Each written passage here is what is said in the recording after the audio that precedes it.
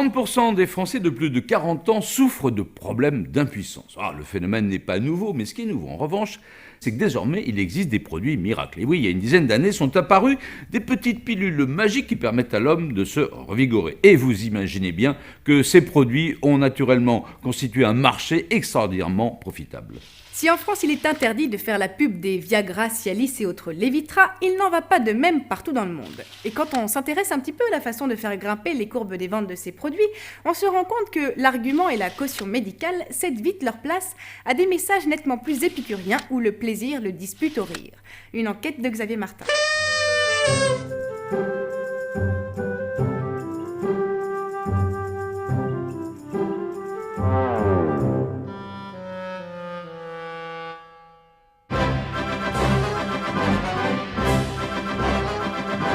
At the Boston Medical Group, erection problems are solved.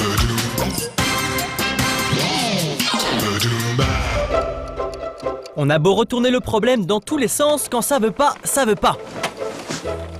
Et oui, pas toujours facile quand on est un homme de remplir son devoir conjugal. Selon une récente étude, ils étaient 152 millions à souffrir d'impuissance en 1995.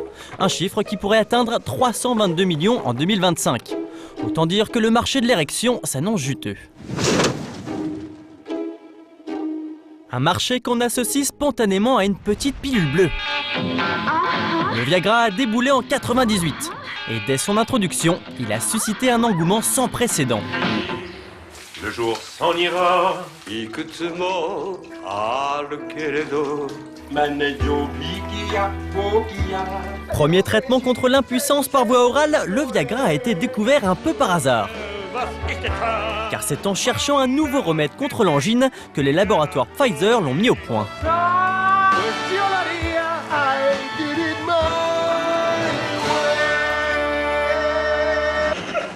Pour beaucoup d'hommes, ce médicament a permis de résoudre certains des problèmes qu'ils avaient au lit.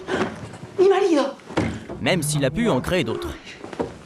Mais surtout, l'arrivée du Viagra a ouvert le débat sur l'impuissance.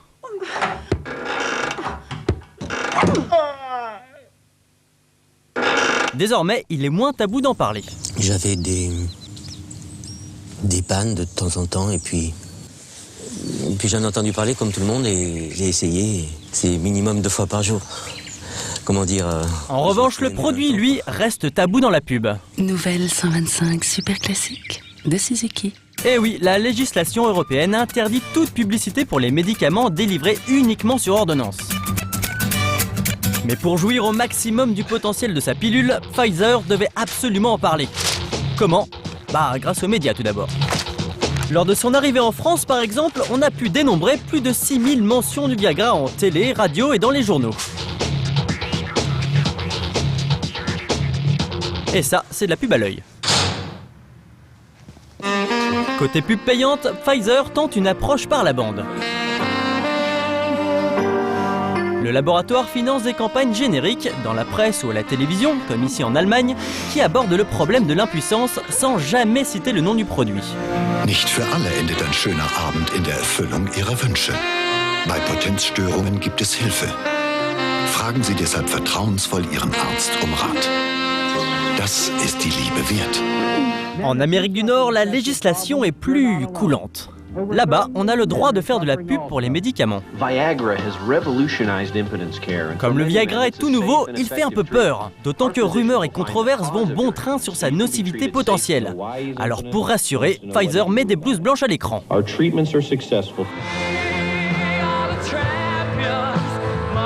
5 ans après sa sortie, le produit est rentré dans les mœurs américaines.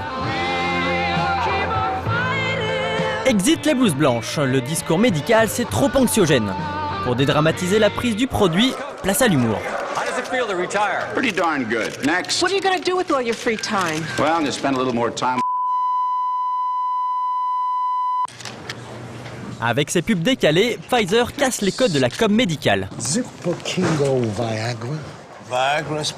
Au point qu'on a parfois l'impression qu'ils ne vendent pas un médicament, mais plutôt un bonbon.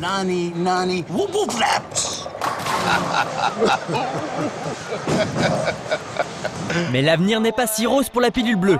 Le succès excite la concurrence et 2 nouveaux médicaments miracles vont faire leur apparition.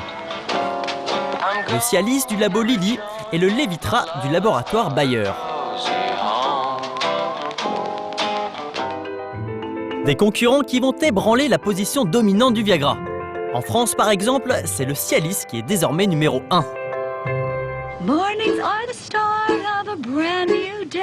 Mais surtout, ces concurrents vont faire évoluer la com sur les produits érectiles. Dans les pubs, place aux femmes, qui dans cette affaire sont forcément un peu concernées.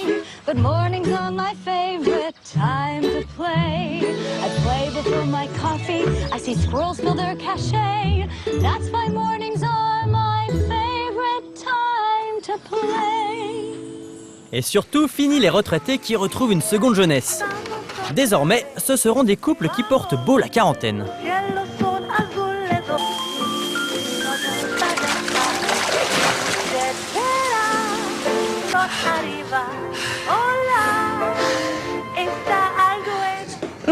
Et la miel?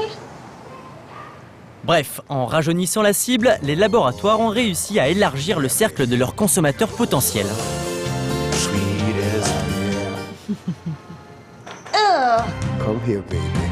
Une stratégie qui a toutefois ses limites, car les plus jeunes sont souvent moins concernés par l'impuissance que par d'autres types de problèmes. Papa, c'est quoi l'éjaculation précoce ?